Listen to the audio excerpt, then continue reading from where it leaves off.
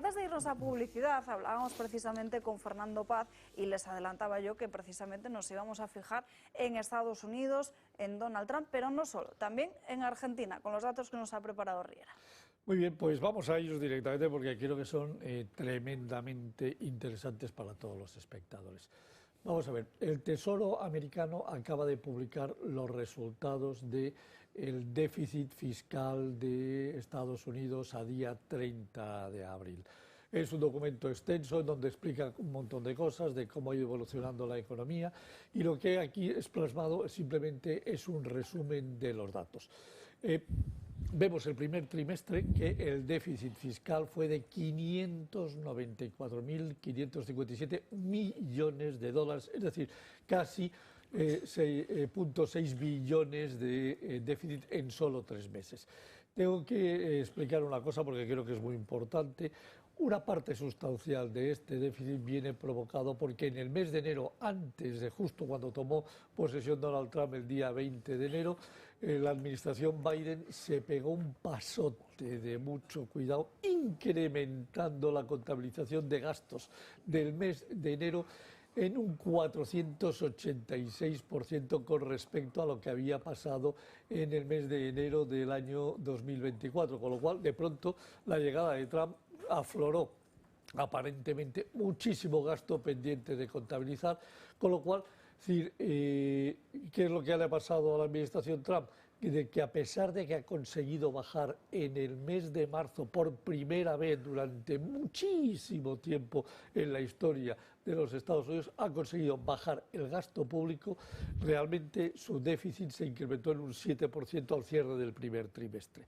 Pero todas las políticas que está implantando Donald Trump de bajada de gastos han llevado a que en el mes de abril el gasto público haya descendido en un 13,7%, como los ingresos están creciendo en abril de una forma importante por dos motivos. Una, por parte de los aranceles, y otro motivo porque resulta que el mes de abril se hacen declaraciones de renta también en Estados Unidos y hay muchos ingresos típicos del mes de abril. Por lo tanto, lo que ha pasado es que en el mes de abril del año pasado había un superávit de aproximadamente 70.000 millones de euros, pero este año ha habido un superávit récord histórico nunca visto en Estados Unidos de 258.400 millones, que significa que se ha incrementado el superávit en un 188%.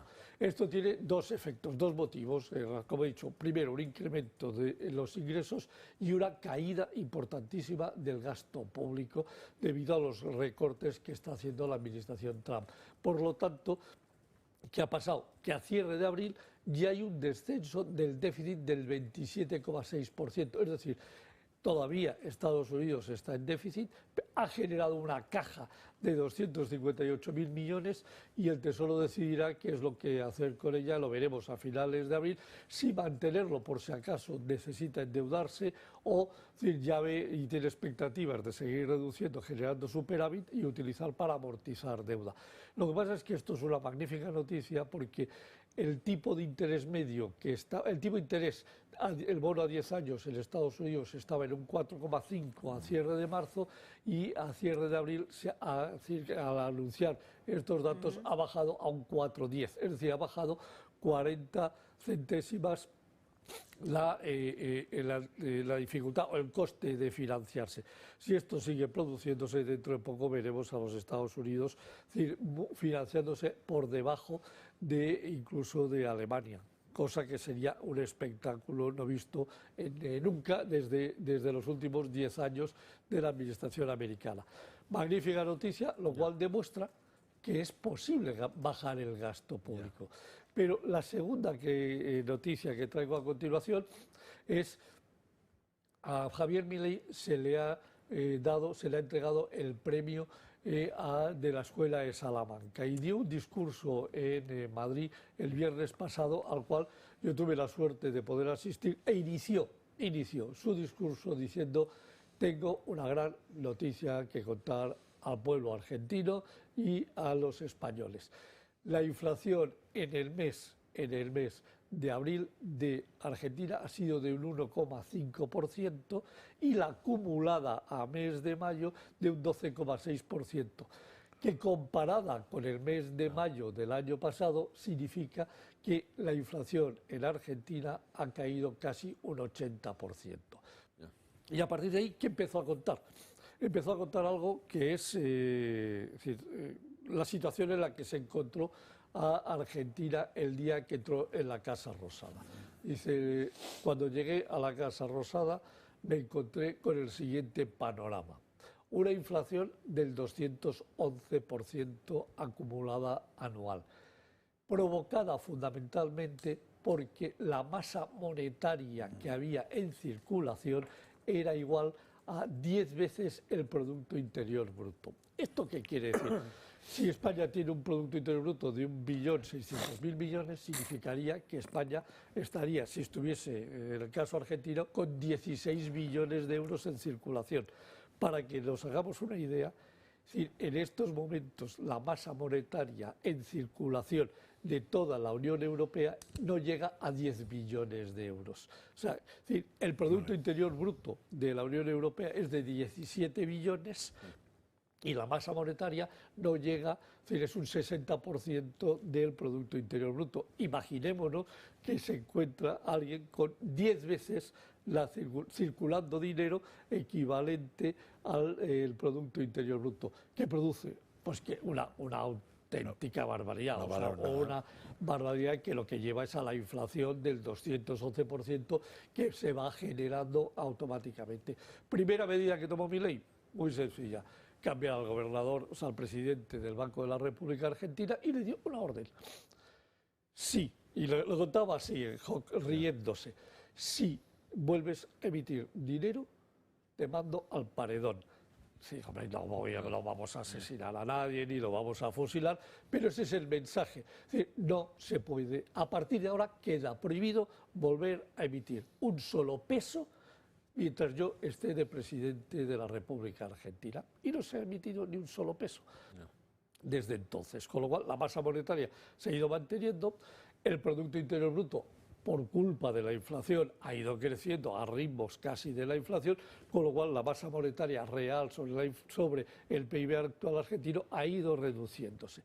Segunda medida que tomó y que le costó un gran disgusto, liberalizar los precios. A partir de ahora no se aguanta en absoluto, bajo ningún motivo, el seguir defendiendo el control de precios. Lo liberalizó. ¿Qué le pasó? Dice casi me acusan del asesinato de JFK, porque la inflación pasó del 211 al 278 el 31 de marzo del 2024. Una auténtica barbaridad.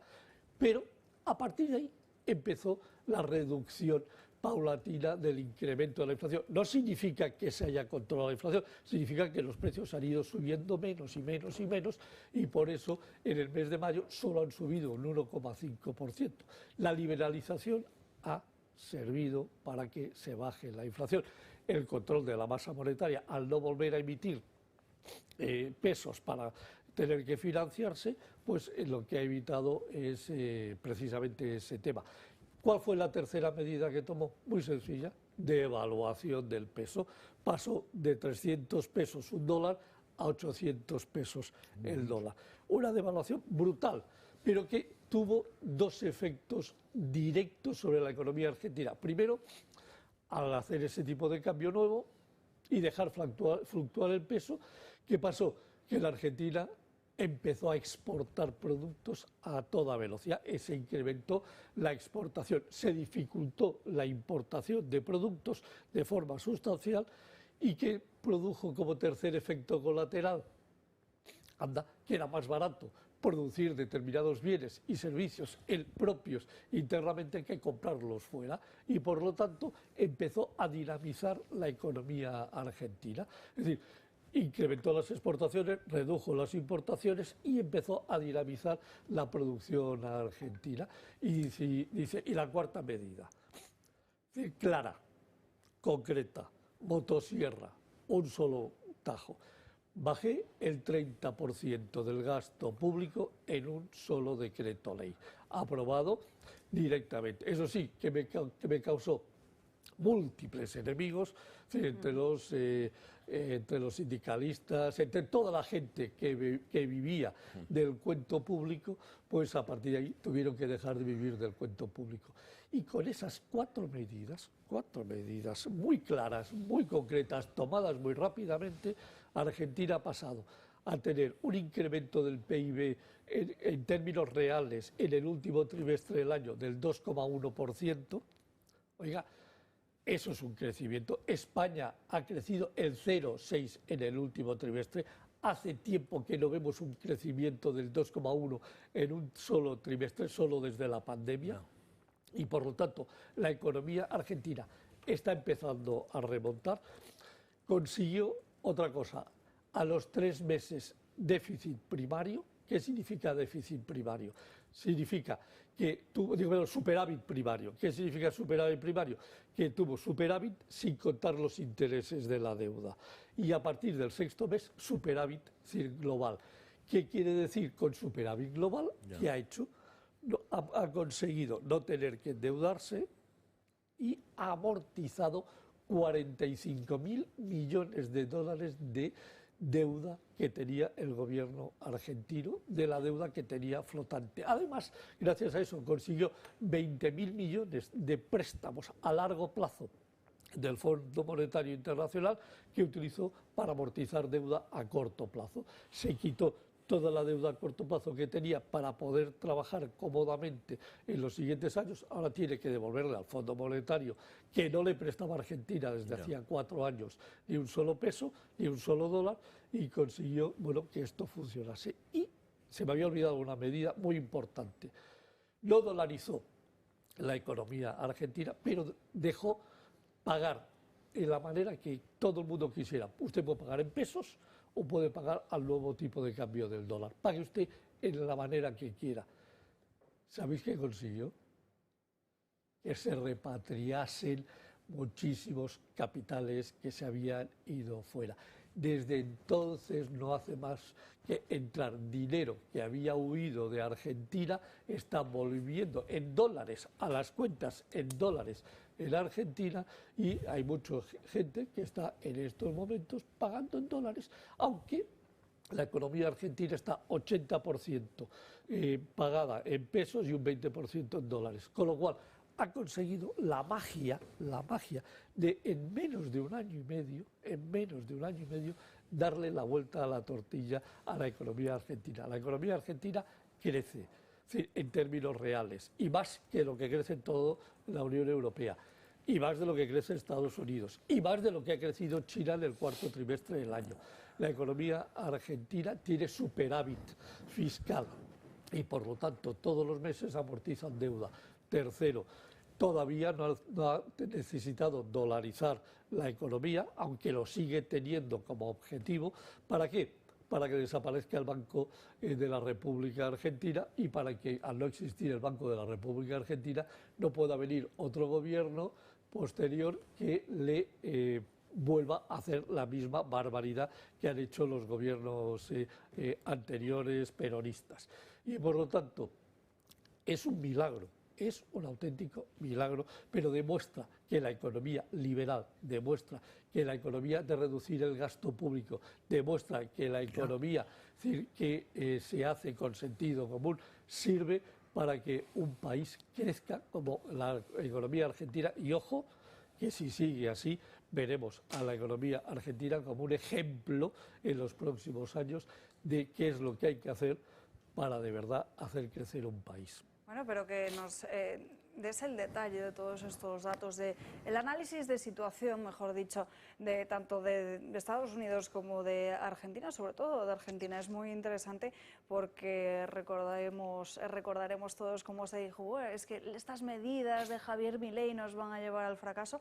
Y fíjense, aquí están los datos y el análisis de 16 meses después, porque estamos dando datos de 16 claro, meses. El primer mes no cuenta. 16 meses después de haber llegado al poder. Es que que es una auténtica mala. Este tío... A ver, ¿cuándo puedes decir Últimos eso de minutos, España? señores, lo tenemos que dejar aquí. Nos vamos con Sandro Meco de En Dos Continentes para que nos hable de la cumbre del G7.